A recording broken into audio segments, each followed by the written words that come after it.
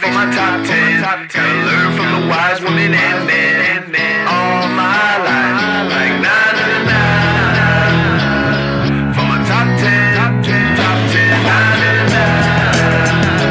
This one's for my top 10. I wanted to be a lawyer, and I'm a terrible test taker. After I basically bombed the LSAT, I tried out at Disney World to be goofy, and you have to be 5'8", and I'm only 5'6", so I'm the height of a chipmunk, which was like, I guess you could say, sort of felt a little bit like rock bottom. I wasn't gonna be a lawyer, and I was too short to be goofy.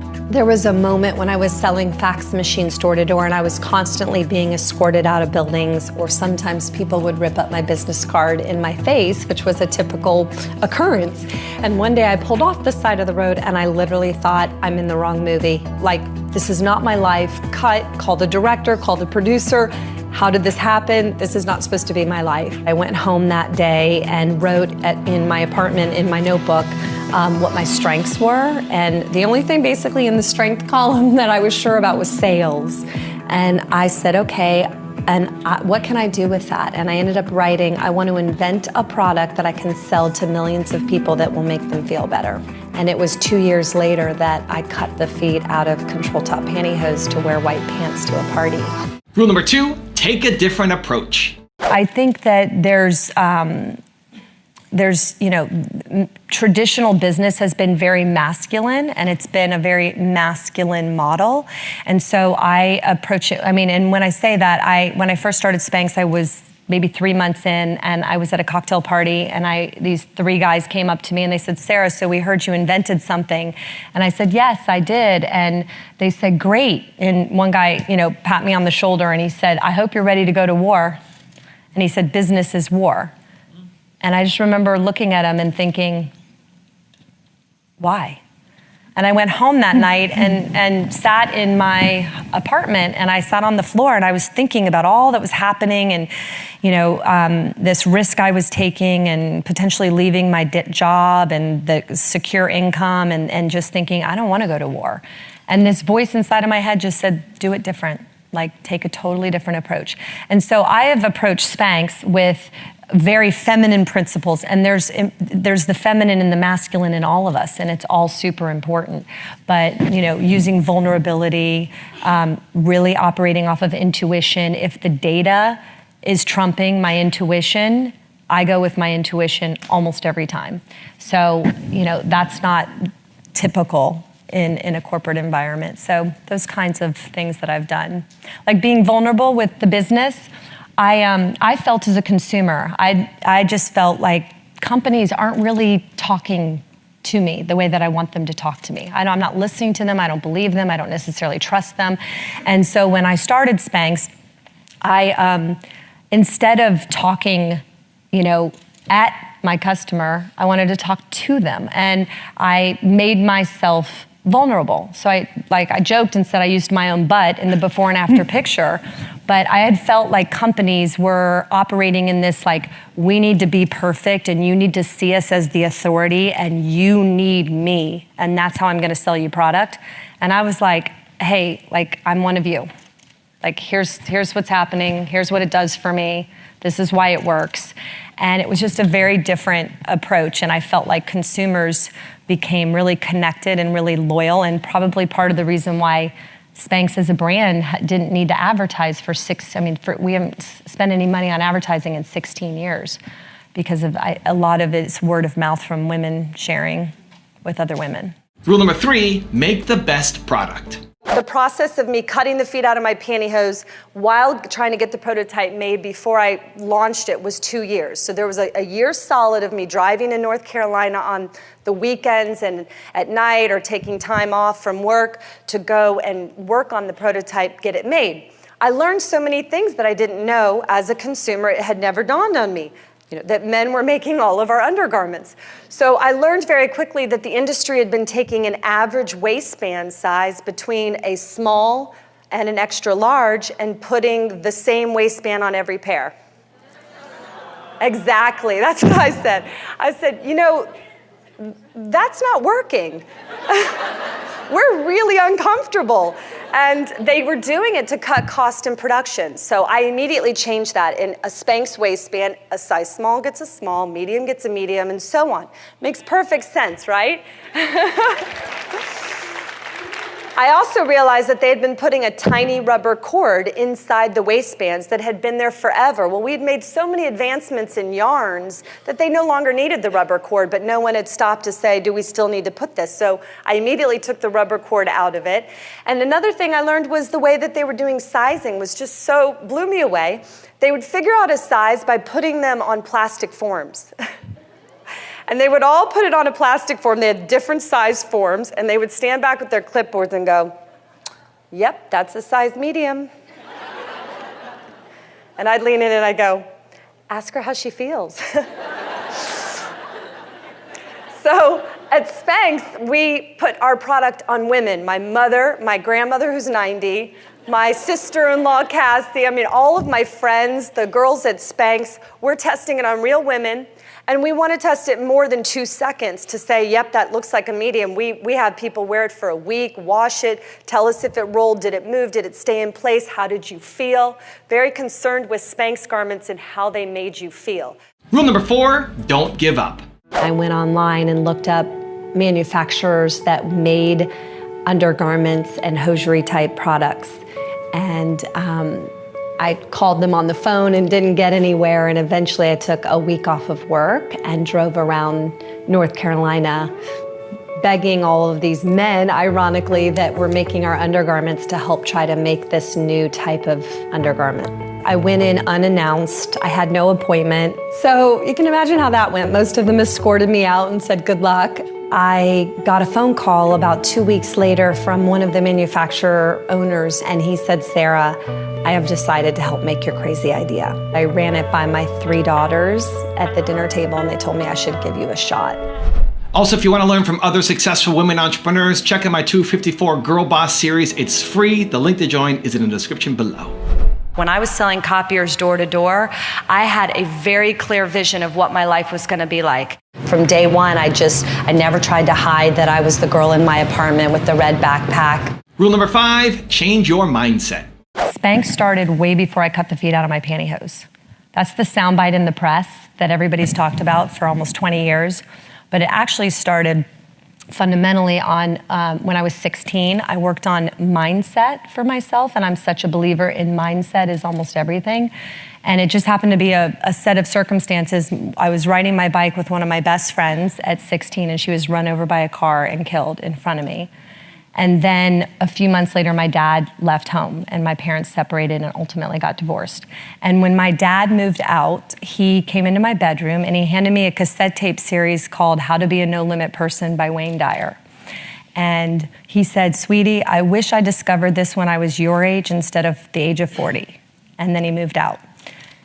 And so I started listening to this How to Be a No Limit Person, which was talking about visualization, law of attraction, not caring about what other people think about you, the fear, not being consumed by the fear of failure. And it just, the clouds parted for me, and I thought, I've spent a lot of time being taught what to think, but no one's really teaching me how to think.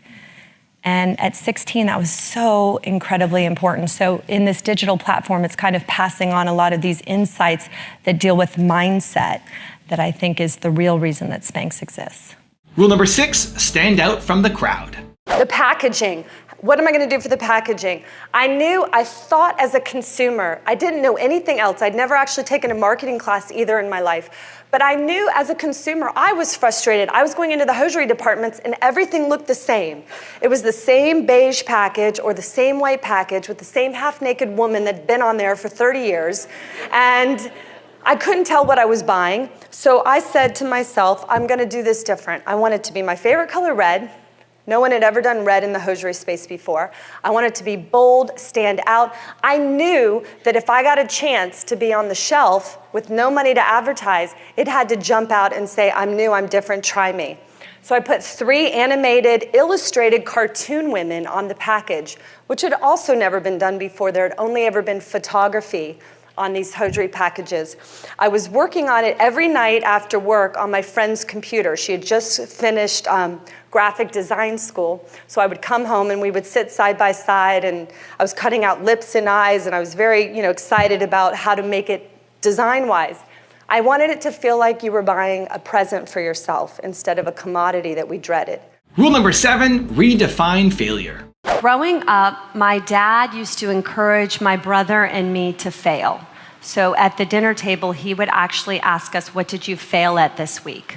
And if we didn't have something to tell him, he would actually be disappointed. And I can remember coming home from school and being like, Dad, I tried out for this and I was horrible. And he'd be like, way to go, and high-five me. And it was such a gift what he was doing. I didn't realize it at the time, but he was redefining failure for me. And so failure became not about the outcome, but about not trying. And so, the fear of failure, as we all know as entrepreneurs, is one of the greatest fears in life. It's one of the things that stops us in our tracks and keeps us from trying something.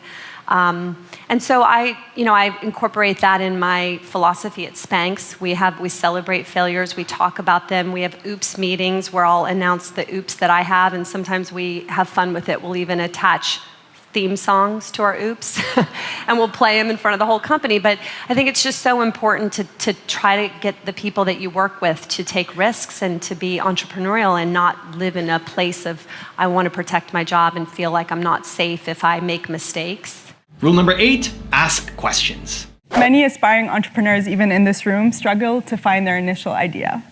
How do you constantly find ways to invent new products, and where does your inspiration come from? I think of a lot of ideas at traffic lights. I think of them all the time in different places, and I think it's part of just being hyper observant. I like to find white space. I pay attention to what are things that haven't evolved and why.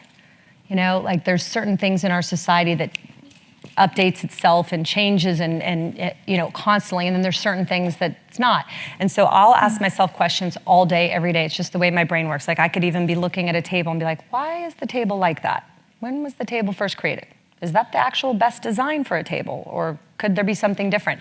And SPANX went into men's, and that was randomly how that happened was because I got curious that the man's undershirt was created in 1918 and no one had paid any attention to it since. It was literally the same thing.